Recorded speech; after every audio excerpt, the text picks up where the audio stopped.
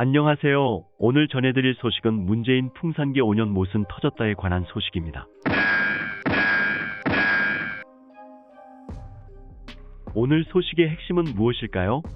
11월 5일 문재인 전 대통령 비서실의 SNS 계정에 올라온 게시물 중 한 문장이다. 평산마을 사저에서 기르던 풍산개 3마리의 양육비 지원을 거부하는 현 정권을 비판하며 그렇다면 개를 돌려보낼 수밖에 없다는 뜻을 밝힌 것이다. 문제의 개는 2018년 남북 정상회담 당시 김정은으로부터 받은 선물 2마리와 그 사이에서 태어난 새끼 1마리다. 북측에서 받은 2마리는 원칙적으로 국가 정상끼리 주고받은 선물이므로 대통령 기록물이 되며 대통령 기록관에서 관리해야 한다. 임기가 거의 끝난 문재인 당시 대통령은 정등개를 두고 갈 수 없다고 윤석열 대통령 당선인에게 인정에 호소하는 요구를 했고 윤 당선인은 받아들였다. 그리하여 김정은의 선물인 풍산개 송강, 곰이 그리고 그 사이에서 태어난 다온이는 문 전 대통령의 양산 사저로 향했다. 5월 4일의 일이다. 그리고 11월 6일, 그러니까 SNS에 글이 올라온 지 하루 만에 풍산개 2마리는 양산 사저를 떠났다. 전직 대통령이 기르던 개를 돌려보냈다. 그 이유를 따져보면 결국 돈 때문이다. 대다수의 시민은 이 사안을 그렇게 받아들였다. 문재인은 전직 대통령으로서 경호, 비서실, 그 외 다양한 혜택을 제공받고 매달 1,390만 원의 연금을 받는다. 그런 그가 고작 개 사료값 50만 원을 내기 싫다며 남북 정상회담 기념 선물이자 평화의 상징으로 여겨지던 애견을 대통령 기록관에 돌려보냈다는 것은 쉽게 납득할 수 없는 결정이기 때문이다. 이후 문재인이 개를 데리고 있을 때의 어색해하는 모습을 담은 동영상, 그리 건강해 보이지 않는 풍산개들의 상태 등을 담은 사진 등이 다시 주목받았다. 설령 애견인이 아니라 해도 공분할 만한 분위기가 조성된 것이다. 그러나 이 사안을 그러한 차원에서만 바라볼 수는 없다. 문재인이라는 한 사람이 개를 진짜 좋아하는 게 맞는지 아니면 단지 사진을 찍을 때만 이용했을 뿐인지 등은 공적으로 논의할 만한 주제가 못 된다. 사료값 50만 원을 아까워할 정도로 개를 좋아하지 않는 사람인지 그럼에도 200만 원의 인건비를 요구한다면 애초에 개를 데려가지 말았어야 하는 게 아닌지 따위도 신동아 지면을 통해 논할 만한 일은 아니다. 이 사안에는 그보다 훨씬 중요하고 근본적 논점 3가지가 얽혀있다. 법치주의, 동물권 및 인권, 그리고 북한에 대한 포용의 한계가 그것이다. 전반적 여론은 문재인과 비서실에 호의적이지 않지만 한 가지 언급해야 하는 요소가 있다. 대통령 기록물인 개를 전직 대통령 본인이 계속 기르는 것은 전례가 없는 일이며 법적 근거 또한 미비하다는 항변만큼은 타당하다는 것이다. 현행 대통령 기록물 관리에 관한 법률 시행령 제6조 2.3 2항은 다음과 같이 정하고 있다. 대통령 기록물 생산기관의 장은 제1항에 따라 등록 정보를 생산 관리하고 있는 대통령 선물이 동물 또는 식물 등이어서 다른 기관에서 더욱 효율적으로 관리할 수 있다고 인정되는 것인 경우에는 다른 기관의 장에게 이관하여 관리하게 할 수 있다. 핵심은 여기서 대통령 기록물 생산기관이 무엇이냐는 것이다. 대통령 기록관 홈페이지에 따르면 보좌기관인 대통령 비서실과 국가안보실, 경호기관인 대통령 경호처, 그 외 여러 자문기관 및 소속위원회가 대통령 기록물 생산기관에 속한다. 여기서 문제가 복잡해진다. 대통령 기록관은 대통령 기록물을 보존하고 관리하는 곳이지 대통령 기록물을 생산하는 기관이 아니다. 다시 말해 해당 시행령 제6조 2.3 2항은 대통령 기록관이 대통령 기록물인 풍산개를 문 전 대통령 비서실 측에 위탁할 수 있을 만한 법적 근거가 되지 못한다. 그런데 이 시행령을 누가 만들었는가? 3월 29일 당시만 해도 현직 대통령이던 문재인의 청와대가 만들었다. 왜 만들었는가? 풍산개를 평산마을로 데려가기 위해서다. 그리고 대통령 기록관과 문재인 비서실은 풍산개를 반환 혹은 사망시까지 데리고 있겠다는 위탁협의서를 작성했다. 그 협의서에 따라 풍산개들은 청와대를 떠나 양산으로 향할 수 있었다. 정리해보자. 문재인 측에서 풍산개를 데리고 있을 법적 근거가 없었다는 것은 사실이다. 하지만 그 법적 근거를 마련해야 했고 그럴 수 있던 시점에 제대로 된 법적 근거를 마련하지 않은 책임은 결국 문재인의 청와대가 질 수밖에 없다. 자신들이 청와대에서 뜻한 바대로 시행령을 만들 수 있던 시점에 엉뚱한 시행령을 만들었으니 말이다. 게다가 문재인 비서실에서 요구하는 시행령 개정안은 현 정부 입장에서 받아들이기 난감한 내용을 담고 있다. 역시 전문을 읽어보자. 제2항에도 불구하고 동물 또는 식물 등인 대통령 선물이 대통령 기록관으로 이관된 경우에는 대통령 기록관의 장이 효율적으로 관리할 수 있다고 인정되는 기관 또는 개인에게 위탁하여 관리하게 할 수 있다.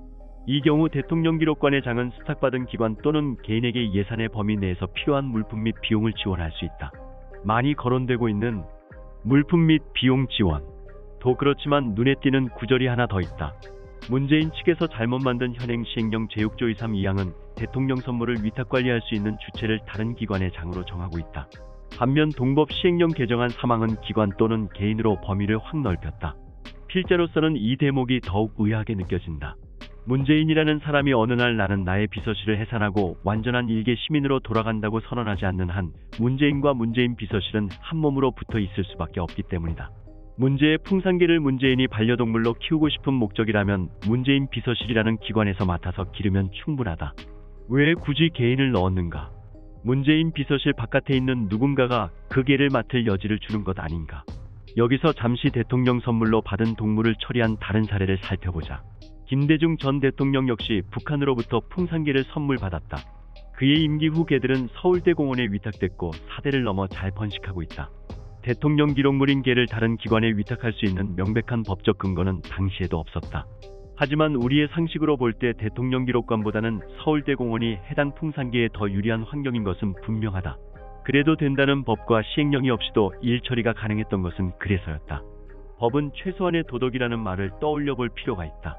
모든 대통령 기록물은 법에 따라 대통령 기록관에 보관된다. 기록이 훼손되거나 손실되거나 부당한 이득을 취하는 것을 막기 위해서다. 아무리 길어도 20년을 살지 못하며 한국에서도 흔한 품종인 풍산개는 익숙한 주인과 함께 살 수 있게 배려해도 대통령 기록물관리법의 취지에 어긋나지 않는다.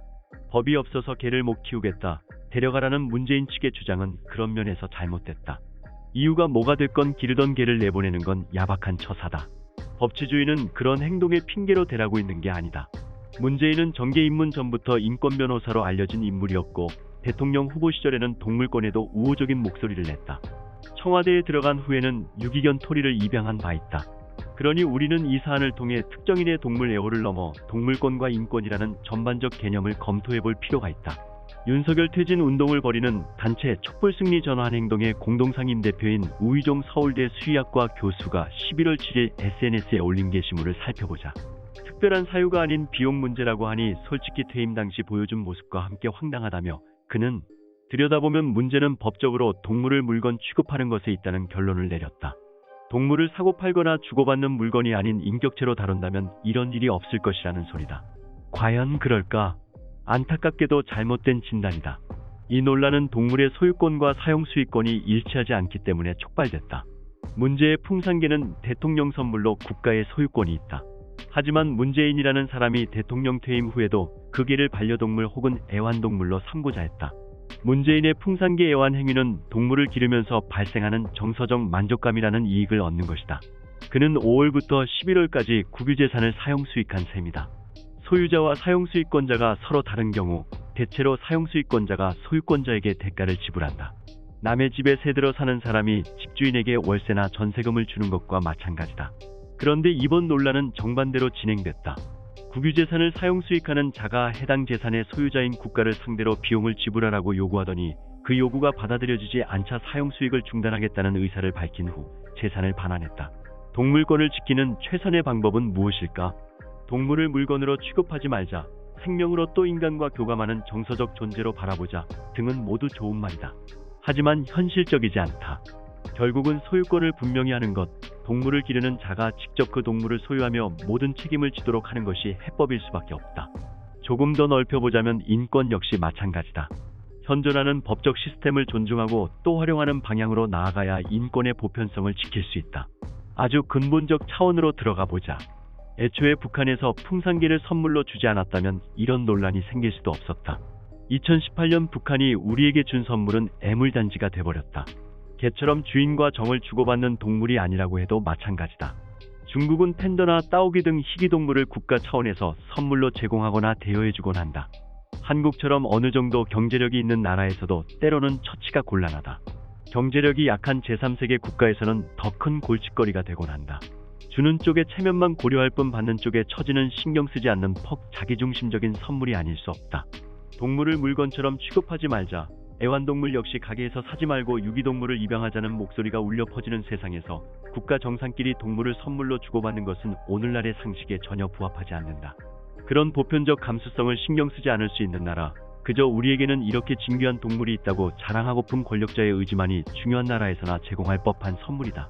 문재인 정권 당시 북한에서 선물받은 풍산개를 남북평화의 상징처럼 홍보했다는 것은 그런 면에서 더욱 얄궂게 느껴진다. 우리 국민을 향해서는 개는 물건이 아니라 가족이라고 하더니 북한이 개를 선물 가능한 물건 취급하는 것은 왜 그렇게 반갑게 여겼는가? 이 모순 속에 문재인 정권 5년이 고스란히 담겨 있다고 생각한다. 문재인과 그의 여당은 자국민중 지지자가 아닌 이들에게는 한없이 고압적이었으며 반대로 북한을 대할 때는 한없이 저자세로 일관했다. 문재인 풍산개 논란은 지난 정권의 한계와 모순을 보여주는 상징적 사건이라고 할 수 있다.